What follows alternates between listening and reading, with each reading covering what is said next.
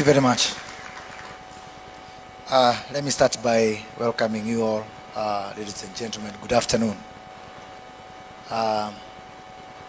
Commissioner General for KRA, Mr. Humphrey Watanga, our panelist. We also have with us today the chairman of the Micro and Small Enterprises Association, Mr. James Mureo.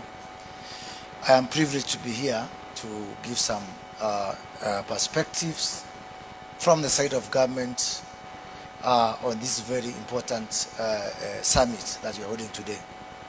It's a shame that I would have wanted to be here for all the 3 days because I find every other topic that's being discussed here of immense interest to me personally, and most important to the government of Kenya. In most countries, the biggest impediment to transforming tax regimes, and especially on the issue of digitization and modernization, is one animal known as political goodwill. Luckily in Kenya, the government of Kenya has taken the deliberate decision that modernizing our tax system and the tax regime is not a nice to have. It's an imperative. It's something we have to do. So therefore, we are already starting from a pedestal of acceptance. As a matter of fact, it is His Excellency the President, Dr. William Ruto, who pushes the extra mile and the extra pedal on the front of transforming our tax regime, as opposed to the other way around. You know, in other countries or even in previous administrations, you find that there was will from among the technocrats, the revenue authorities, treasuries, to modernize, but they got into the handwoods of political goodwill. And why is it important for us to modernize our tax systems? First of all, there is something that is happening not just in Kenya, but across Africa, and especially because of whatever is happening within the developed economies, principally the US economies, the high interest rates. You can start to imagine that just a few years ago, just before COVID, you know, the Fed rate in the US was has gone up close to 7-8 times. Just the Fed rate. If the African economies, if the interest rate will go up proportionate to what has happened within the US economy, Africa, as you know it, as an economy, would collapse.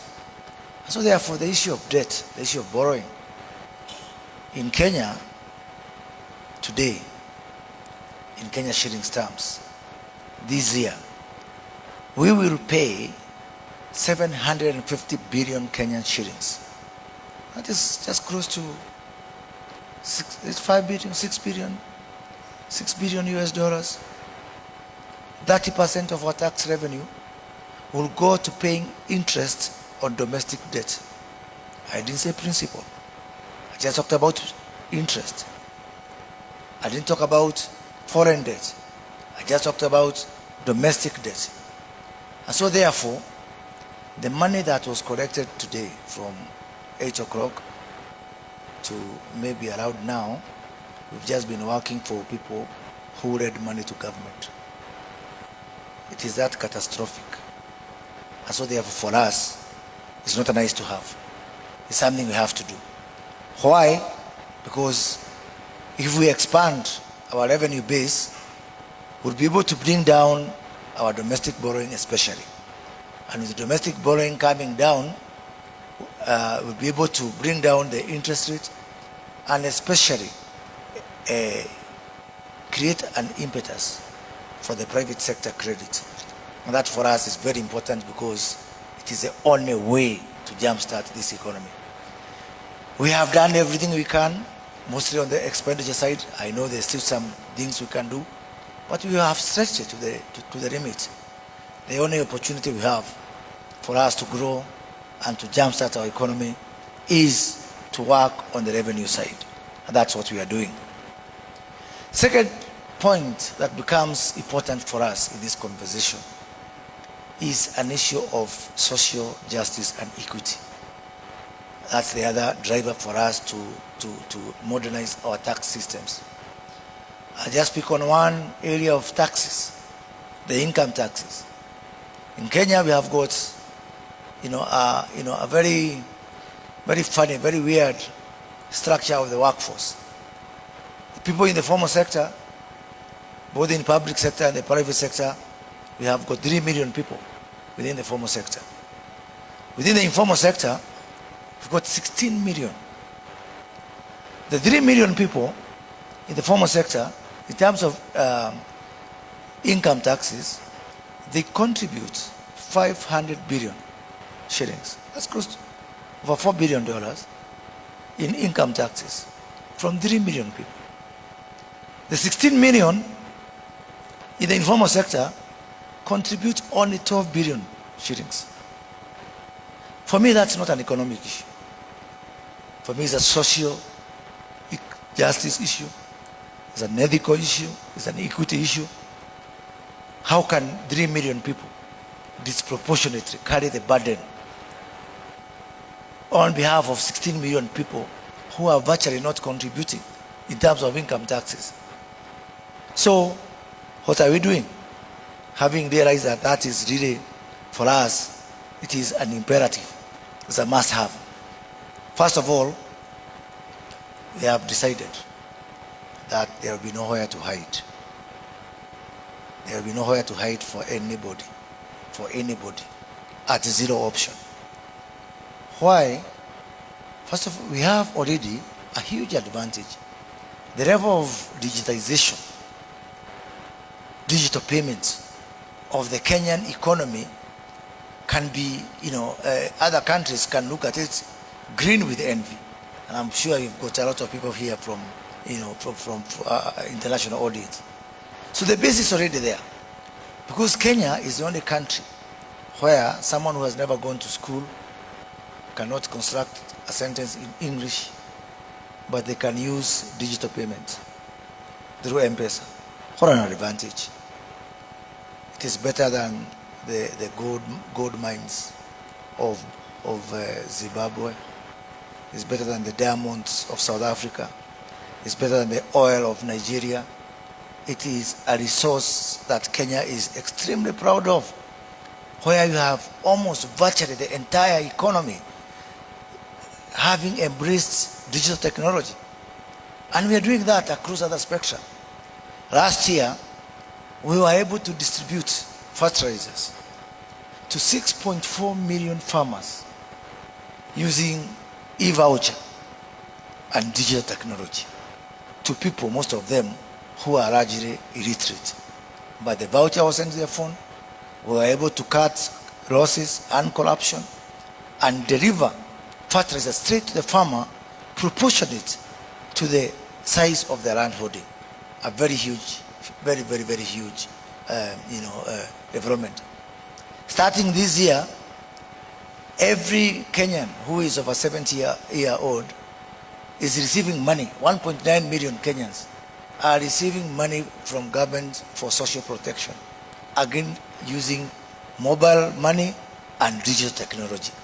So we are there. It's not a big job for us to do. And because the base is there and the will is there, what we are now doing is just going to implement this.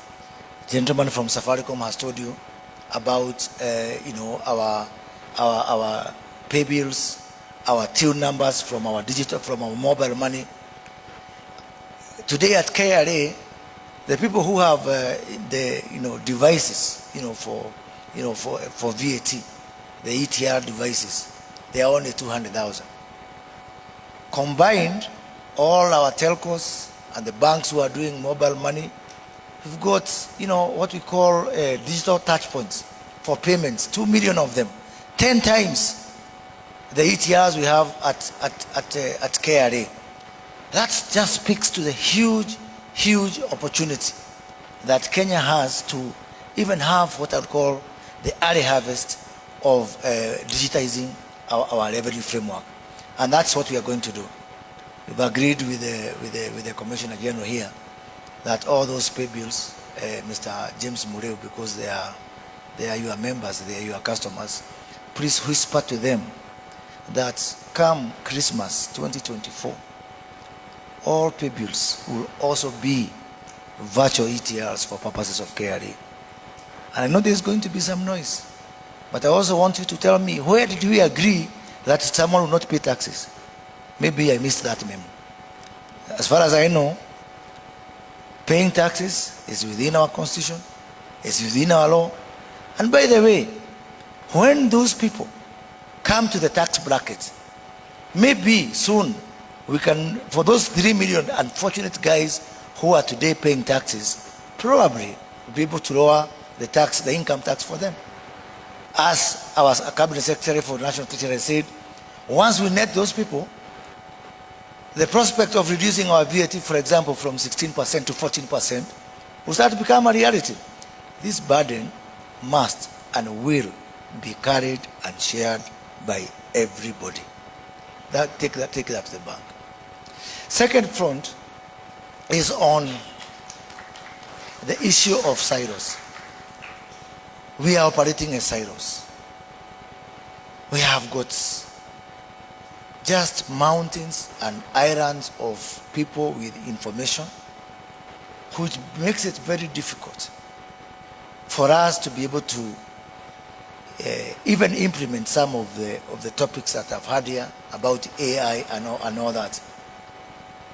And I like the gentleman from the UK who has said that the culture must be built.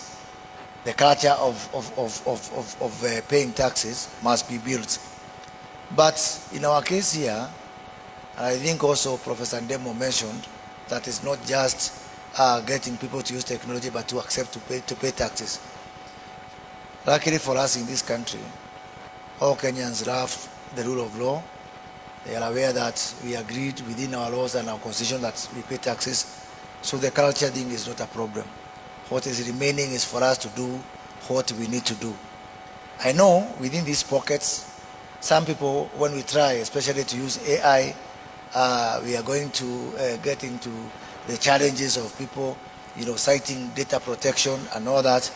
But the government of Kenya is taking measures to ensure that when it comes to issue of paying taxes, even hiding behind data protection and data privacy cannot save you, because we are going back to ensure that we change the legal regime to ensure that data sharing, data transparency is actually an obligation for everyone who is holding data.